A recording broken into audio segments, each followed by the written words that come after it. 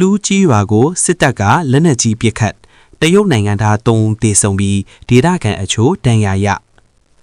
ကရင်ပြည်နယ်မြဝတီမြို့တောင်ဘက်ဖလူးကြီးရွာရှိကာစီနိုယုံနဲ့ကြားဖြန့်ဝင်းတွေကိုမတ်73ရက်ဒီမနက်9:00နာရီကျော်လောက်မှာစစ်တပ်ကလက်နက်ကြီးနဲ့ပစ်ခတ်ခဲ့တာကြောင့်တရုတ်နိုင်ငံသား3ယောက်သေဆုံးပြီး DKBA တပ်ဖွဲ့ဝင်2ယောက်အပါအဝင်ဒေသခံတွေ10ယောက်လောက်ဒဏ်ရာရခဲ့တယ်လို့နယ်ဆက်တရင်ရင်းမြစ်ကပြောပါတယ်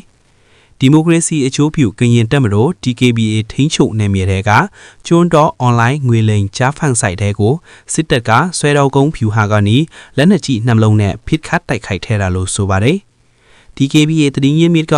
ကျွန်တော်တို့ရဲဘော်တွေကရွာသားတွေကထိတာရှိတဲ့ရဲဘော်2ယောက်တော့ဒဏ်ရာရတယ်ရွာသားတွေလည်းဘယ်နှယောက်ဆိုတာတော့အတိအကျမသိဘူးတရုတ်လည်းအတိအကျမသိဘူးကျွန်တော်တို့ကစစ်ပတ်ဆိုင်ရမှုရဲဘော်တွေအသေးအပြောက်အရှာအဲ့လာတွေပဲသိရတယ်အဲ့ဒီဘက်ကလက်နေကြီးလေးကအမြဲတမ်းကြော်နေလီလို့ပြောပါတယ်စစ်တပ်ကရည်ရွယ်ချက်ရှိရှိနဲ့120မီမီလက်နက်ကြီးပစ်ခတ်ထဲတာကြောင့်တရုတ်နိုင်ငံသားအမျိုးသား2ယောက်နဲ့အမျိုးသမီး1ယောက်စုစုပေါင်း3ယောက်သေဆုံးသွားတယ်လို့နေဆက်တင်ရင်းမြစ်ကပြောပါတယ်။ဒါအပြင်ဒေသခံတွေနဲ့နိုင်ငံသားတွေအပါအဝင်10ယောက်ကျော်ထိခိုက်ဒဏ်ရာရရှိသွားလို့သက်ဆိုင်ရာကျန်းမာရေးဌာနကလွှဲပြောင်းကုသပေးနေတယ်လို့လည်းပြရပါတယ်။